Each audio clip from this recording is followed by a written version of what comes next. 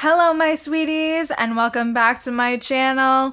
If you don't already know me, my name is Celise and thank you for joining my spooky little family. If you are new here, let me just let you know we are celebrating Pride all month long here on this channel. That means I will be talking about all LGBTQ plus horror, either written, directed, or starring my fellow queer people. I will also be talking about queer or queer-coded characters. And don't forget, it's still Bi Girl Summer. In today's video, we will be talking about the Chucky franchise and how I rank them. Let's get into the video.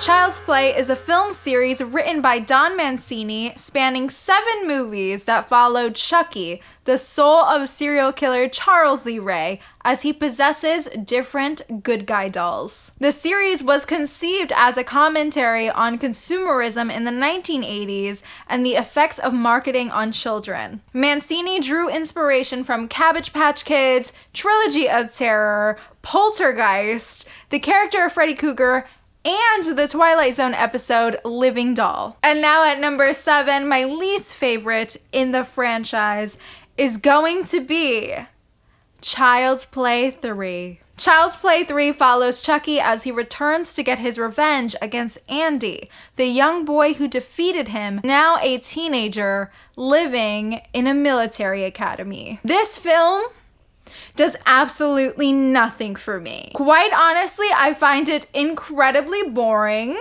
I think the actor casted as teenage Andy was boring and gave me a whole lot of nothing. But I will say, to its credit though, that the paintball scene where Chucky swaps the paintballs for real bullets, iconic. Other than that, I feel like this film was kind of useless to the story itself. Something I do think is cool about part 3 though is that the puppeteers actually made the doll speak using computer technology to control its mouth movements to align with Brad Dourif's pre-recorded dialogue. And honestly, I think that's pretty awesome. At number 6, this was really hard, but it is Curse of Chucky. After her mother's mysterious death, Nika begins to suspect that the talking red-haired doll her visiting niece has been playing with may be the key to recent bloodshed and chaos. It was really hard for me to put this one at number 6 because I do actually really enjoy this film. And I love the addition of bringing in Brad Dourif's daughter, Fiona, into the franchise itself. But if I'm being honest, this one is just a little bit too slow for my liking. And if I'm being honest, some of the kills in this one for me were just a little bit too goofy, and not in like a goofy funny way, kind of just stupid. Sorry. Specifically the death of the priest and the death of Jill. But I have to be real here. There are a lot of things that I liked. I liked the set design, the lore that was added about Charles Lee Ray and Nika's mother, and I really liked the courtroom scene. Which, trivia moment, the courtroom scene was initially scrapped from Child's Play 2 and would have featured Karen instead of Nika. I also can't forget to mention that seeing Jennifer Tilly back towards the end and the after credits scene in this one with Andy was absolutely everything. I honestly thought that was a perfect setup for the next film, and ultimately it made me really excited. At number 5, we have Child's Play 2. While Andy's mother is admitted to a psychiatric hospital, the young boy is placed in foster care, and Chucky, determined to claim Andy's soul, is not far behind. Okay, so Child's Play 2 is a lot of fun. I actually really like where they take the story in this one, and I love that we get little Alex Vincent back. I think the idea of it being in a foster home was a lot of fun, which I actually read that executive producer David Kirshner is the one who came up with this idea. We love to see a collaborative team here on this channel. The kills in this one are awesome. Specifically, the murder of Andy's teacher, Miss Kettlewell. It is absolutely fabulous. The way that Chucky comes at her and how terrifying his face is, nightmare fuel. Which, trivia moment, that scene between Chucky and the teacher and the final showdown at the toy factory are both elements of Don Mancini's original Child's Play script that failed to make it into the first film. I'm really happy that this got put into this one though, because those are the most fun and memorable moments for me. Now at number 4, we have Bride of Chucky. Chucky, the doll possessed by a serial killer, discovers the perfect mate to kill and revive into the body of another doll. This film is so 90s and it is so rock and roll. I had a lot of fun with Bride. I love the introduction of Tiffany and making her a part of the series. She is a spooky bad bitch, and this film is filled with tons of spooky bad bitch moments. So you already know that we love to see it. One thing I really like about this one is the scene where Tiffany is in the bathtub watching The Bride of Frankenstein from 1935, which is directed by our gay icon James Whale. The Bride of Frankenstein is the antithesis of Chucky and Tiffany's relationship. So besides being a cute little nod, it's also a bit of a foreshadowing. Also, a fun little fact about this one, Bride of Chucky is actually apparently Brad Dourif's favorite in the franchise. At number 3, we have Cult of Chucky. Chucky returns to terrorize his latest victim, Nika. Meanwhile, the killer doll has some scores to settle with his old enemies with the help of his former wife. Now, I really like this one.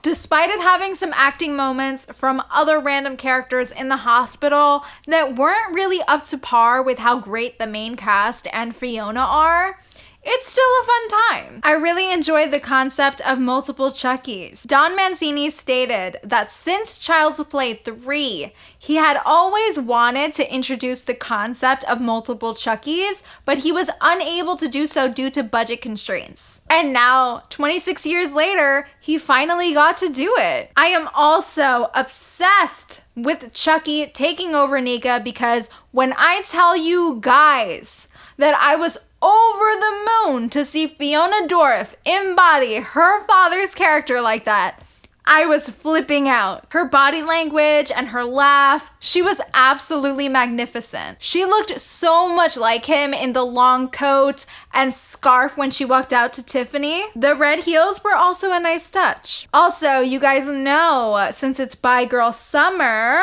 I have to tell you all here and now that I have one of the biggest crushes on Fiona Dourif. At number 2, I am nervous to say this. It is Child's Play. What the fuck? A single mother gives her son a sought-after doll for his birthday, only to discover that it is possessed by the soul of a serial killer. Okay, so nobody come for me.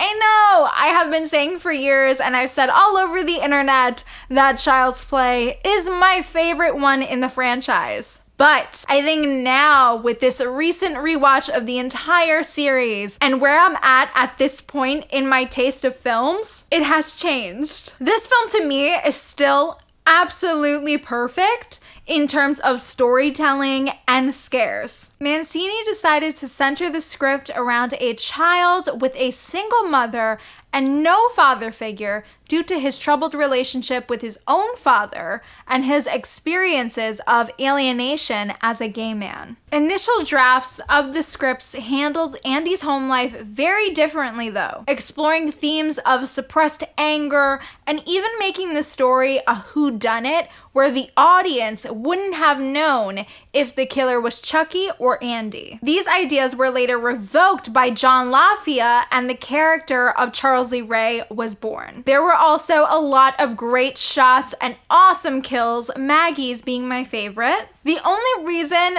this isn't the number 1 spot is simply because while it may technically have been a better film, it didn't get quite as brave with some story beats as the number 1 spot. And that is Seed of Chucky. Chucky and Tiffany are resurrected by their genderqueer child, Glenn Glenda, and hit Hollywood, where a movie depicting the killer doll's murder spree is underway. This is the one. I think this film is way more clever than people are willing to admit. Trust me, they know how silly they were getting here, and I loved every second of it. Don Mancini was interested in exploring LGBT themes in this film and decided to write a screenplay inspired by the 1953 cult classic Glenn or Glenda, in which Chucky's son is an innocent person suffering from gender dysphoria. He also decided to continue the shift in the series towards comedy after noting that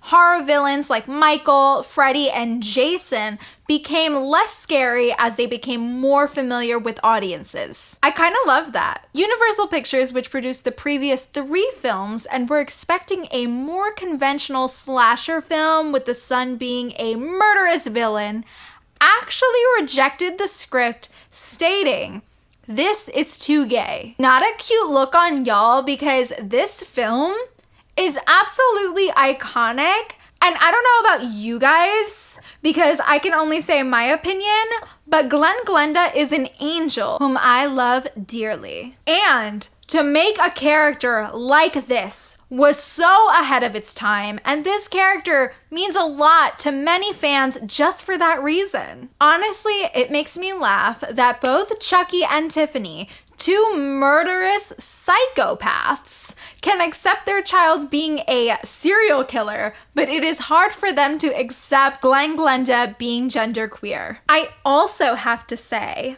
that this film being meta is everything. It is everything I ever wanted. If you've been watching my channel for a while, you guys know I love more than a handful of films that are meta. I mean, honestly, this was a great place to take these characters. No matter how ridiculous this franchise gets, it never fails. When it wants to be scary, it is. When it wants to be funny, it 100% is.